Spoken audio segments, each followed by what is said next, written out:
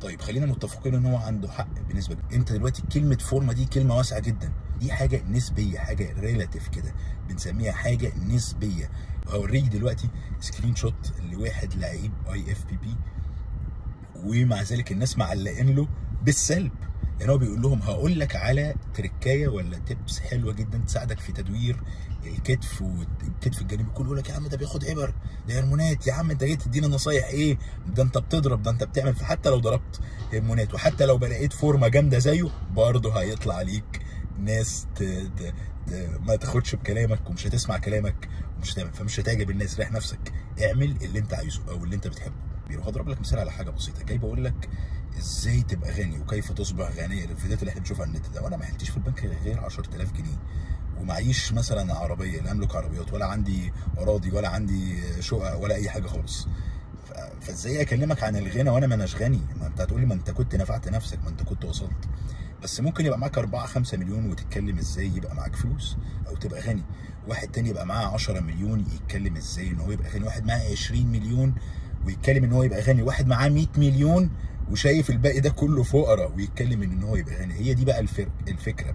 ممكن واحد يبقى فورمته متواضعه متناسبه جدا مع حجم امكانياته، مع حجم جيناته، مع سنه، مع الكلام اللي زي ده كله، ويكلمك عن انك ازاي تتمرن صح او انك ازاي تمارس اللعبه صح او الحاجات اللي زي ديت كلها، لان هي دي قدراته المحدوده. اللي هو وصل 4 أو 5 مليون بس من ثروته، لكن اللي عمل 100 مليون ممكن يبقى فورمه البيج رامي يكلمك عن فورمه.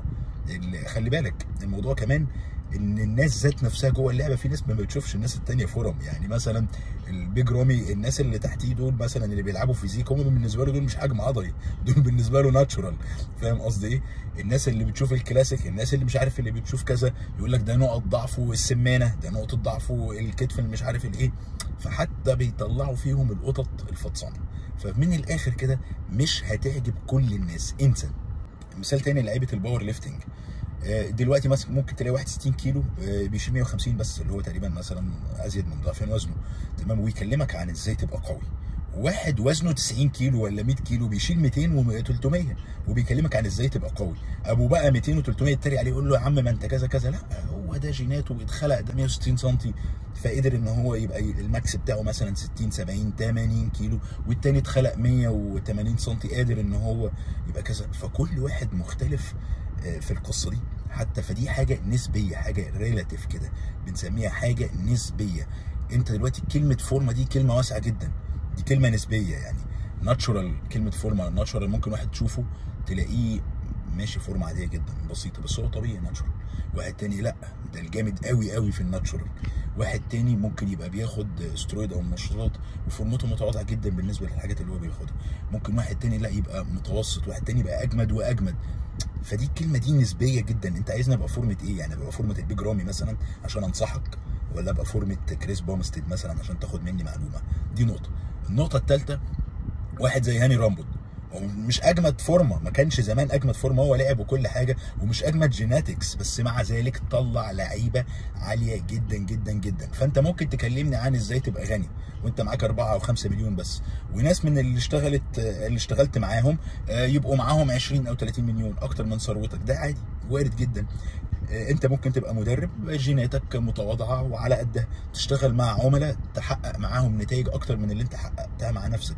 ده وارد جدا، لان الجينات دي حاجه مختلفه جدا جدا جدا جدا. ودي بنشوفها في ناس كتيره.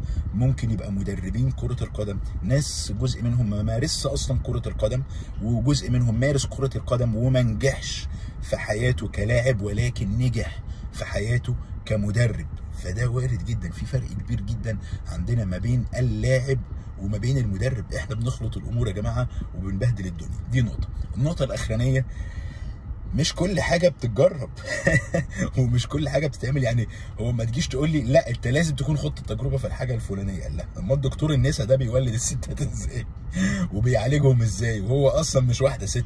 يعني هو لا عمره معلش لا مؤاخذه حمل ولا خلف ولا غيره، بس هو اشتغل بناء على العلم اللي درسه وبناء على الخبره من عشرات ومئات الحالات اللي خلاها تخلف. فهو مش شرط معلش يعني انك تمر بنفس التجربه بتاعته. اللاعب، ودي النقطه المهمه جدا، اللاعب بيشوف الحاجه اللي بتجيب معاه وبيستمر عليها، ما بيغيرهاش، ما عندوش وقت يقعد يجرب.